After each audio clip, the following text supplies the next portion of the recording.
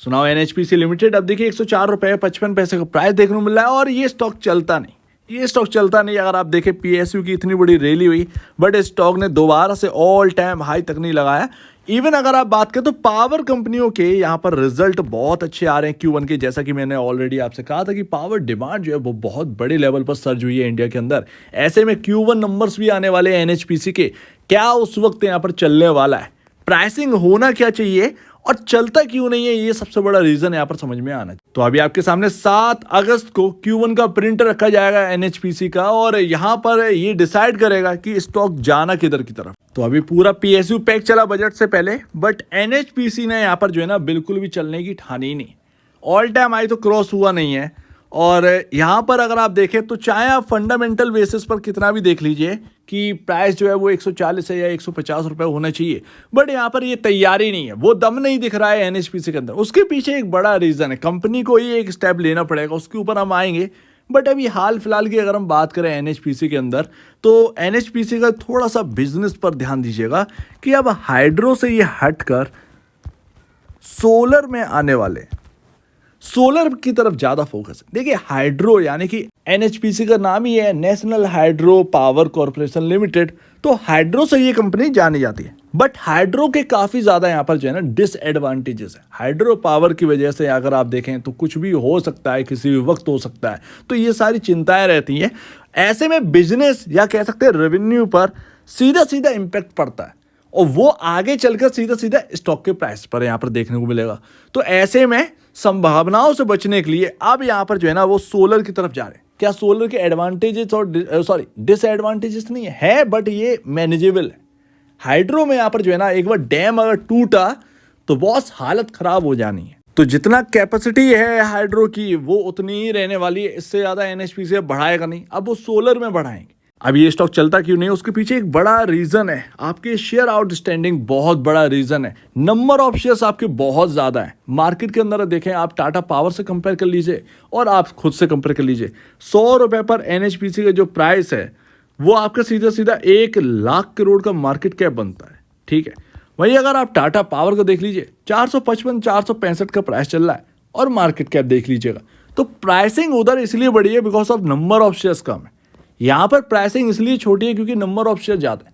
जहाँ टाटा पावर 1-1.5 लाख करोड़ की कंपनी है वो यहाँ पर 455 465 का प्राइस देखने को मिला है। ये 100 रुपये पर ही 1 लाख करोड़ का मार्केट कैप हो जाता है। इसके लिए करना क्या पड़ेगा, बाईबैक की तैयारी करनी पड़ेगी। ये कंपनी को स्टेप लेना पड़ेगा। हाल फिलहाल में एक पावर कंपनी यानी कि गोदावरी का यहाँ पर नाम सुना होगा, गोदावरी पावर एंड इस्पात, इन्होंने अभी बाईबैक यहाँ पर लेकर आए थे 2024 के अंदर।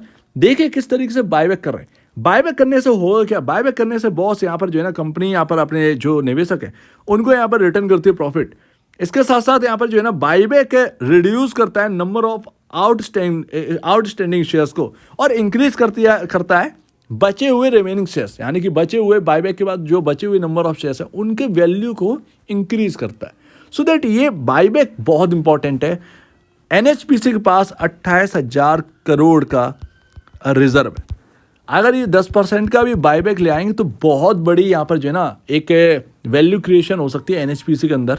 10% अगर बायबैक करते हैं तो नंबर ऑफ शेयर्स जो है ना वो उसमें से 10% की कटौती होगी। और ये 5 साल में अगर 2 बार बायबैक ले आए 10% का रिजर्व का, क्या बड़ी बात है, क्या दिक्कत है। 28,000 करोड़ का आपका जो है रिजर्व है, अगर आप 2800 करोड़ का यहाँ पर जो है ना बायबैक ले भी आएंगे तो उससे कुछ यहाँ पर दिक्कत थोड़ी आएगी। ऐसा थोड़ी है कि आपका पूरा 28,000 करोड़ का रिजर्व चला गया। तो ये सबसे बढ़िया है, 2 बार बायबैक लेके आए, ये 5 साल में आपके यहाँ पर जो है ना वैल्यू क्रिएशन आगे होती रहेगी।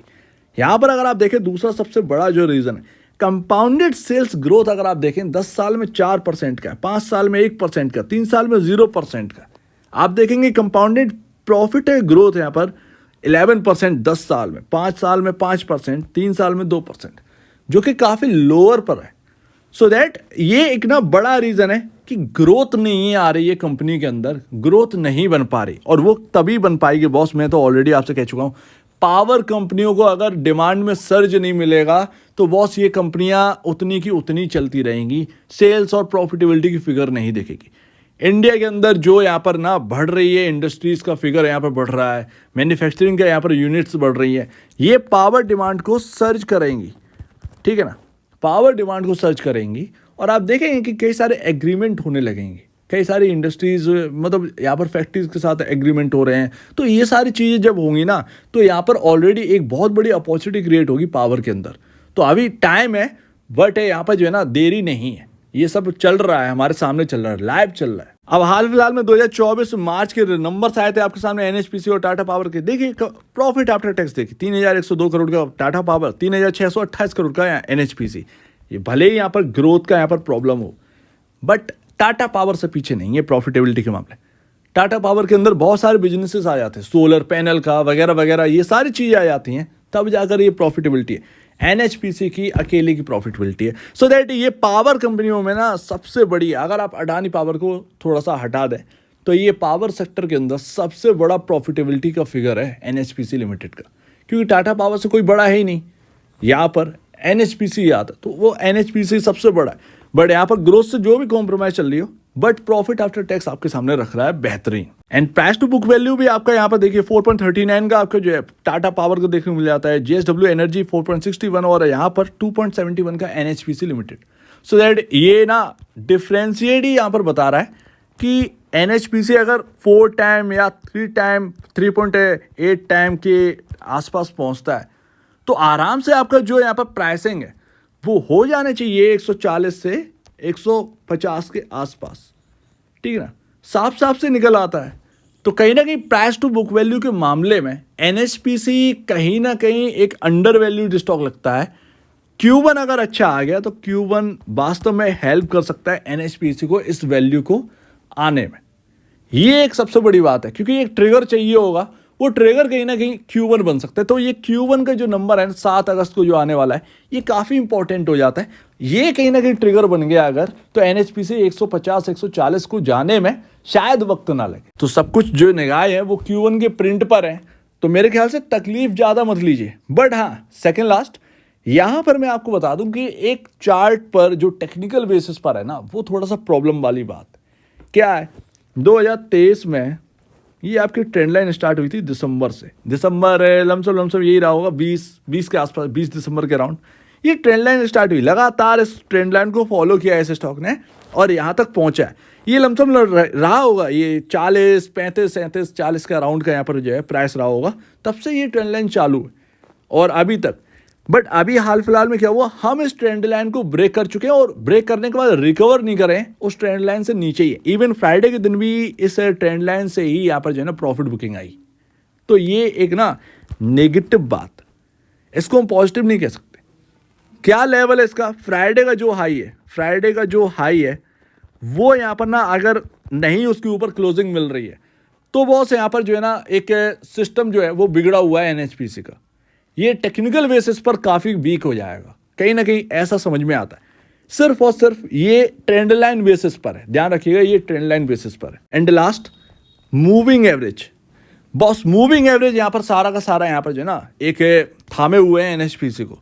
अब आप भले ट्रेंड लाइन से नीचे हैं, बट हो क्या रहा है यहाँ पर, आप जो है वो 103 रुपये का लेवल है मूविंग एवरेज का आपका 50 डेमा का, राइट। 100 डेमा का आपका 98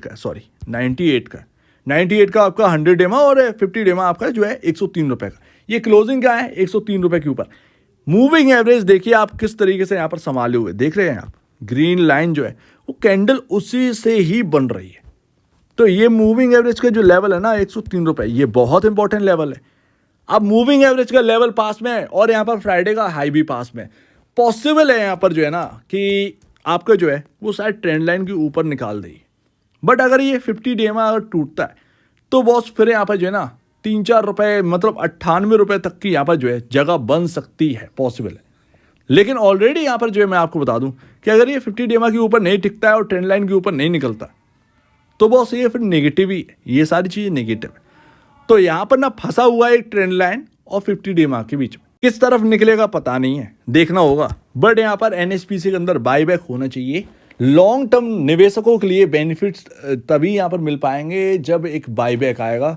कहीं ना कहीं सरकारी कंपनियों को, पीएसयू कंपनियों को सिर्फ और सिर्फ डिविडेंड नहीं सोचना चाहिए कि डिविडेंड देवा दे लगे हैं सरकार को, बाईबैक भी लाना चाहिए। बाईबैक निवेशकों के हक में है, पता नहीं क्या करते हैं। तो ये सारी चीज़ें हैं, ज़रूरी है बायबैक अभी हाल फिलहाल में, एंड Q1 पर नज़र रखिए और इन सारी जो टेक्निकल बेसिस पर है जो समझ रहा है उस पर नजर रखिए। तो एक बार निवेश से पहले या बेचने से पहले अपने ब्रोकर एडवाइस से जरूर सलाह लीजिए। खुद की स्टडी करिए, खुद की स्टडी काफी इंपॉर्टेंट है, उससे बेहतर कुछ भी नहीं। तो अब देश में जाए वीडियो देखने के लिए बहुत धन्यवाद दोस्तों।